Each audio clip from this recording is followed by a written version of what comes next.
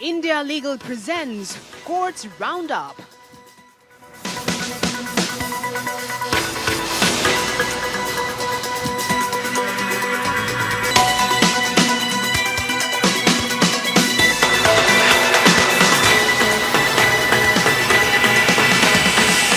Doctor ortho Ayurvedic oil and capsule, अब दर्द भी घुटने टेकेगा।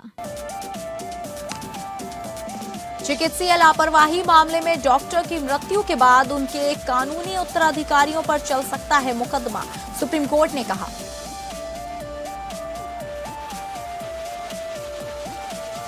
हेट स्पीच पर पुलिस की एफआईआर ना दर्ज करना स्वतः ही अदालत की अवमानना नहीं, सुप्रीम कोर्ट। शिकायतकर्ता को पहले पुलिस के पास जाना होगा, आवश्यक सामग्री के साथ पुलिस से संपर्क जरूरी। अदालत ने 2 अवमानना याचिकाएं खारिज की। एजीएल प्लाट आवंटन मामले पर सुप्रीम कोर्ट ने सीबीआई की याचिका पर जारी किया नोटिस। भूपेंद्र हुड्डा और एजीएल को क्लीन चिट दी गई। दिल्ली हाईकोर्ट ने अरविंद केजरीवाल, मनीष सिसोदिया और दुर्गेश पाठक के लिए 3 वरिष्ठ वकीलों को एमिकस क्यूरी नियुक्त करने का फैसला किया। सीबीआई की याचिका में सुनवाई का बहिष्कार का है मामला।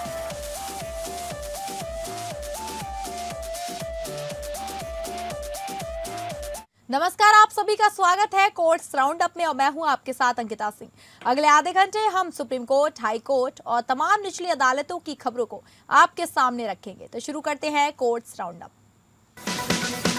India Legal presents Courts Roundup.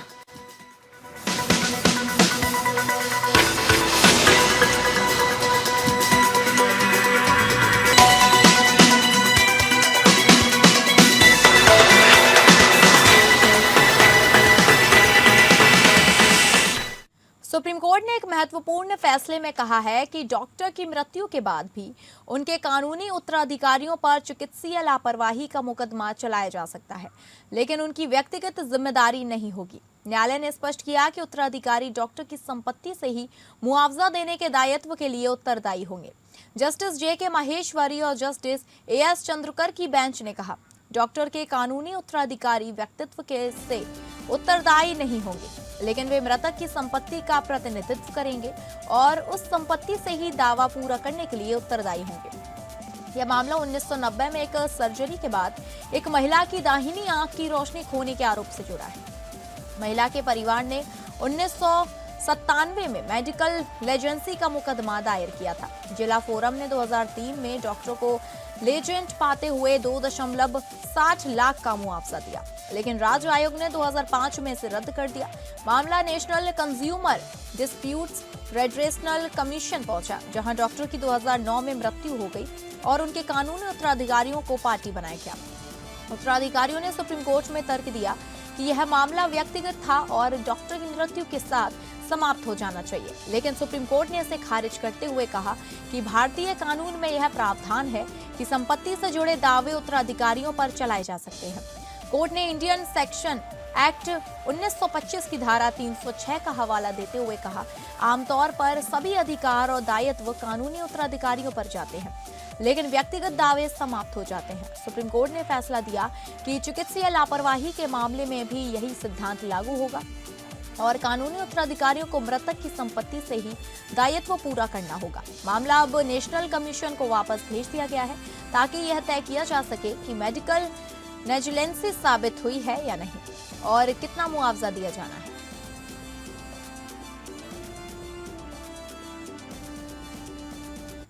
आइए अब इंडिया लीगल वेब रिपोर्टर से समझें कि चिकित्सीय लापरवाही का मतलब क्या होता है।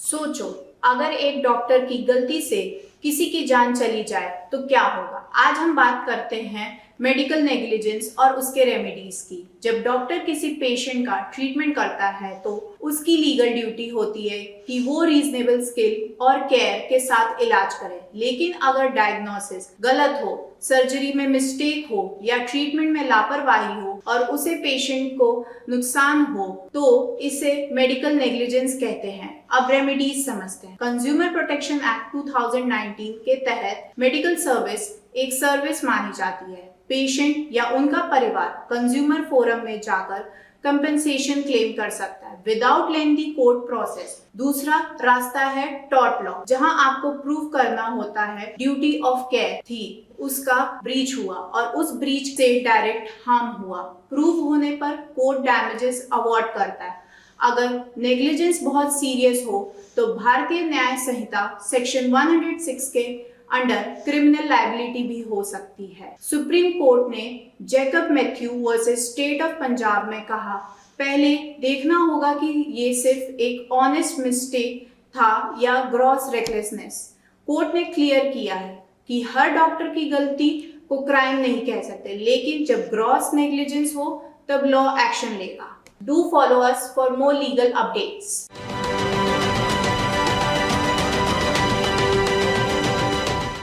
सुप्रीम कोर्ट ने हाल ही में एक महत्वपूर्ण फैसले में कहा है कि हेट स्पीच की घटनाओं पर पुलिस की एफआईआर ना दर्ज करना स्वतः ही अदालत के आदेशों की अवमानना नहीं है। अदालत ने स्पष्ट किया है कि अवमानना की कार्यवाही तभी की जा सकती है जब शिकायतकर्ता पहले पुलिस के पास गया हो और आवश्यक सामग्री प्रस्तुत की हो। जस्टिस विक्रमनाथ और जस्टिस संदीप मेहता की बेंच ने कहा, यदि शिकायतकर्ता ने अधिकारियों से संपर्क नहीं किया है या उनके सामने प्रासंगिक सामग्री नहीं रखी है तो अधिकारियों की ओर से अवज्ञा या हिचकिचाहट का अनुमान लगाया अनुचित होगा। इस तरह से मूलभूत तथ्यों के अभाव में अवमानना की कार्रवाई शुरू नहीं की जा सकती। यह फैसला हेट स्पीच से जुड़े मामले की सुनवाई के दौरान आया। अदालत ने कहा कि पूर्व के आदेश पुलिस को उनके कानूनी दायित्वों की याद दिलाने और उचित मामलों में त्वरित कार्रवाई सुनिश्चित करने के लिए थे, न कि हर मामले में एफआईआर दर्ज करने का निर्देश देने के लिए। बेंच ने कहा, हेट स्पीच के संबंध में कोई कानूनी खालीपन नहीं है और मौजूदा कानूनी ढांचा ऐसे अपराधों को पर्याप्त रूप से संबंधित करता है। आगे के संशोधनों की आवश्यकता को केंद्र और राज्यों की विवेक पर छोड़ दिया गया है। सुप्रीम कोर्ट ने 2 अवमान्यता याचिकाओं को खारिज कर दिया, जिसमें आरोप लगाया गया था कि पुलिस ने हेट स्पीच के मामले में एफआईआर दर्ज नहीं की, जो अदालत के आदेशों की अवज्ञा है।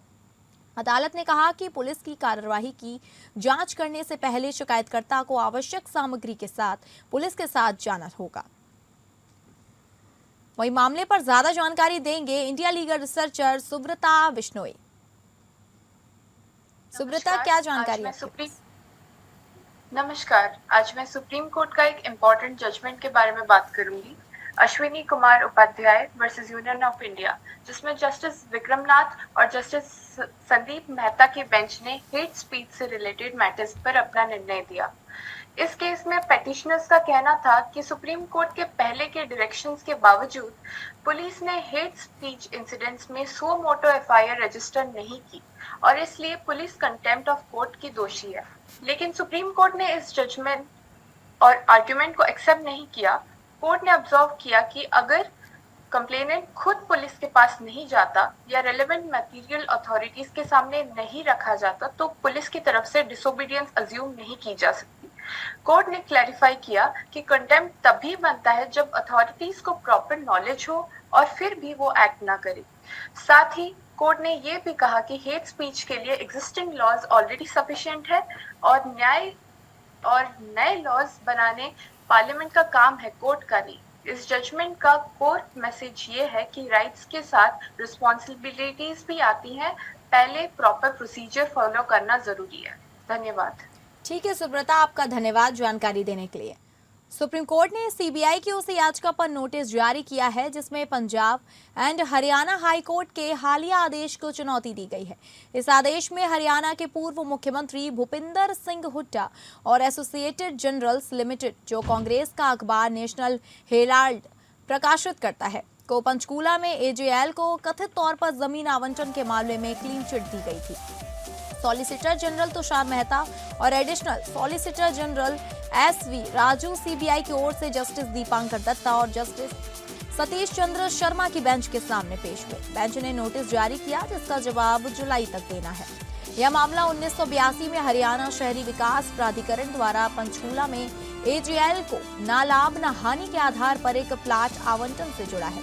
हालांकि क्योंकि 10 साल तक वहां कोई निर्माण कार्य नहीं हुआ, इसलिए हुड्डा ने प्लाट का कब्जा वापस ले लिया।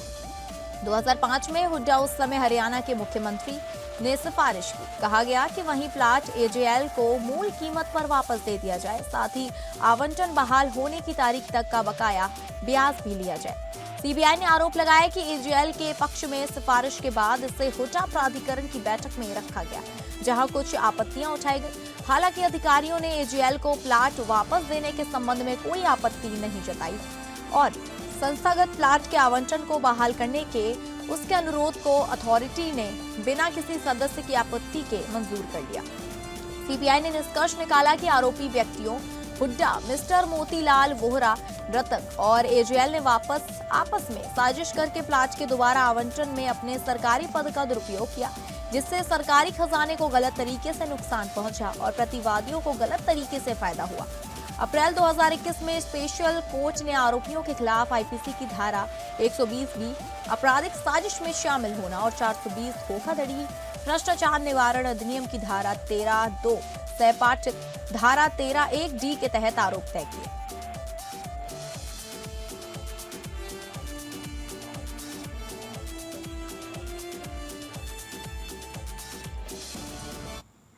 सुप्रीम कोर्ट ने कहा है कि पीआईएल का दुरुपयोग बढ़ रहा है और इसे अक्सर निजी, राजनीतिक या पैसों के हित में इस्तेमाल किया जा रहा है।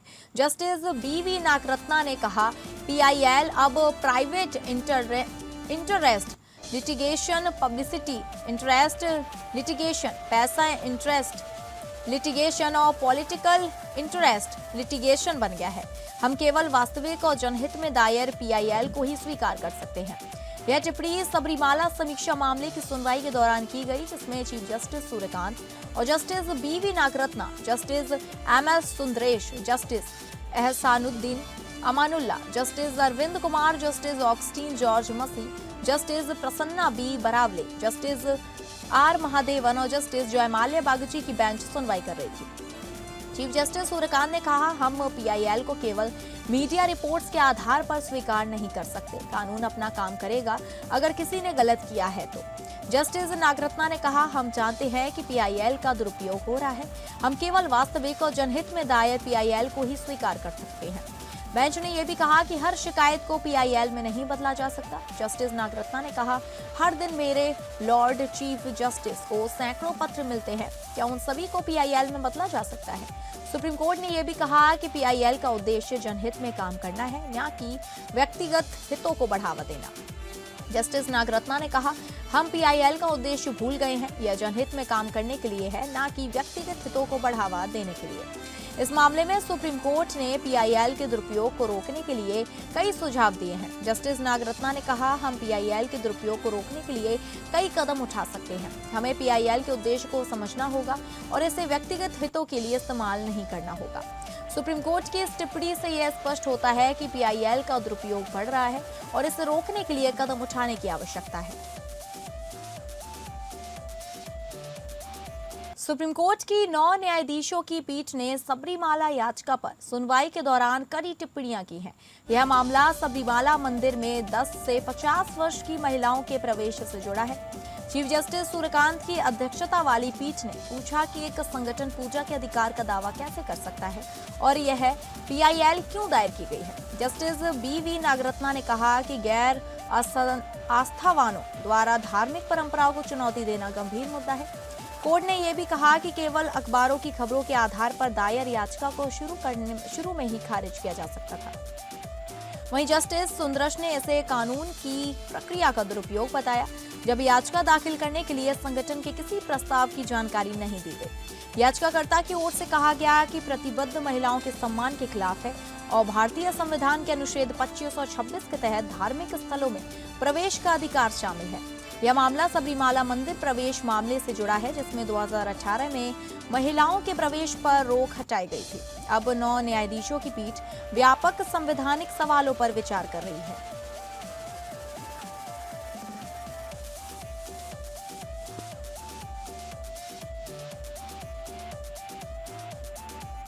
सुप्रीम कोर्ट ने हाल ही में एक व्यक्ति के खिलाफ बलात्कार के मामले को खारिज कर दिया, जिसमें आरोप लगाया गया था कि उसने झूठे शादी के वादे पर महिला के साथ संबंध बनाए।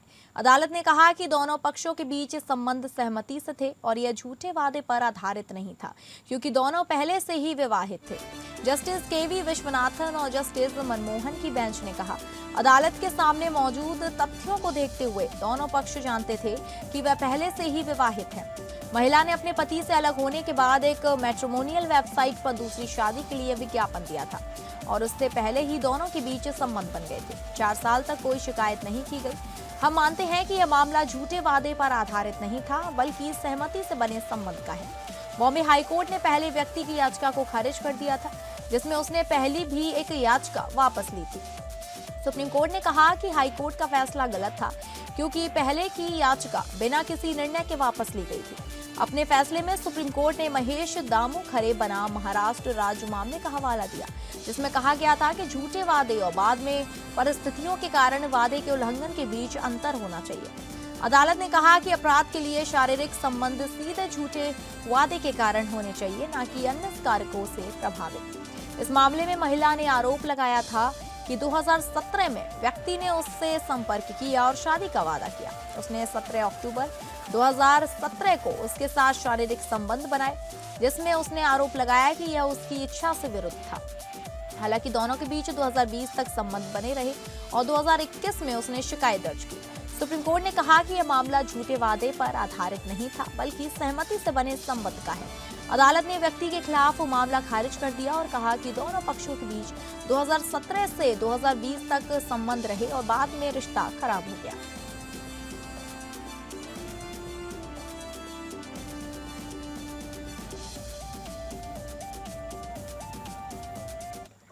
दिल्ली हाईकोर्ट ने अरविंद केजरीवाल, मनीष सिसोदिया और दुर्गेश पाठक के लिए 3 वरिष्ठ वकीलों को एमिकस क्यूरी नियुक्त करने का फैसला किया है, क्योंकि उन्होंने सीबीआई की याचिका में सुनवाई का बहिष्कार किया है।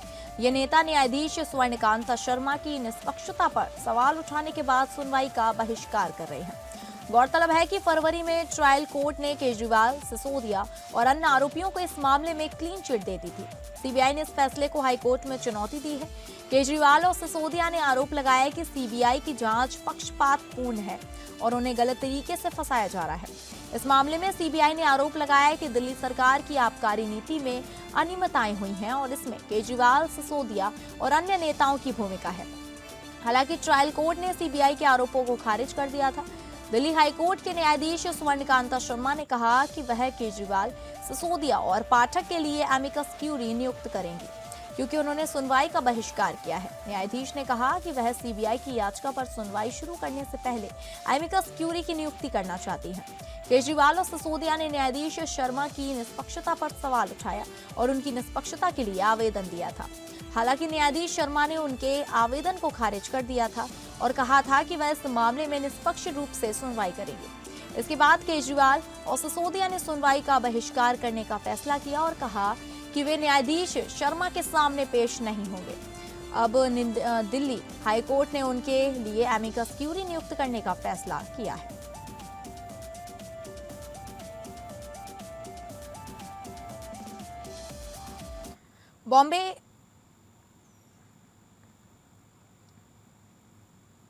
बॉम्बे हाईकोर्ट ने एचडीएफसी बैंक के सीईओ शशिधर जगदीशन के खिलाफ लीलावती ट्रस्ट द्वारा दायर रिश्वतखोरी के मामले को खारिज कर दिया है। जस्टिस एमएस कर्णिक और एसएम मोदक की डिवीजन बेंच ने कहा कि जांच को सीबीआई को सौंपना समय से पहले होगा और सभी कार्यवाही को खारिज कर दिया।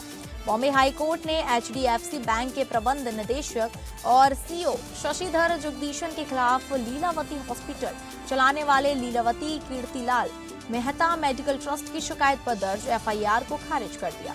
जस्टिस एमएस कर्णिक और एनआर बोरकर की डिवीजन बेंच ने जगदीशन की याचिका को मंजूर कर लिया और एफआईआर को खारिज कर दिया और मेट्रोपॉलिटन मजिस्ट्रेट कोर्ट के 29 मई के आदेश को रद्द कर दिया। यह मामला एचडीएफसी बैंक के स्प्लेंडर्स जेम्स लिमिटेड के खिलाफ 65.22 करोड़ रुपए की वसूली के प्रयासों से जुड़ा है। ट्रस्ट ने आरोप लगाया कि कंपनी के ऋण वसूली प्रक्रिया के दौरान मिले एक डायरी में जगदीशन को 2.5 करोड़ का भुगतान दिखाया गया है, जो कथित तौर पर चेतन मेहता के निर्देश पर किया गया था। पुलिस ने जगदीशन के खिलाफ 31 मई को एफआईआर दर्ज की थी, जिसमें भारतीय दंड संहिता की धारा 406, 409 और 420 के तहत अपराध दर्ज किए गए थे। जगदीशन के वकील अमित देसाई ने कहा कि शिकायत आधारहीन और प्रतिशोधपूर्ण है और डायरी और नकदी रिकॉर्ड के आधार पर आपराधिक कार्रवाई शुरू नहीं की जा सकती है।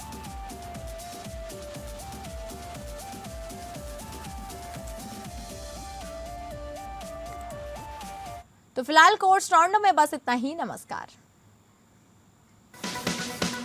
India Legal presents Courts Roundup.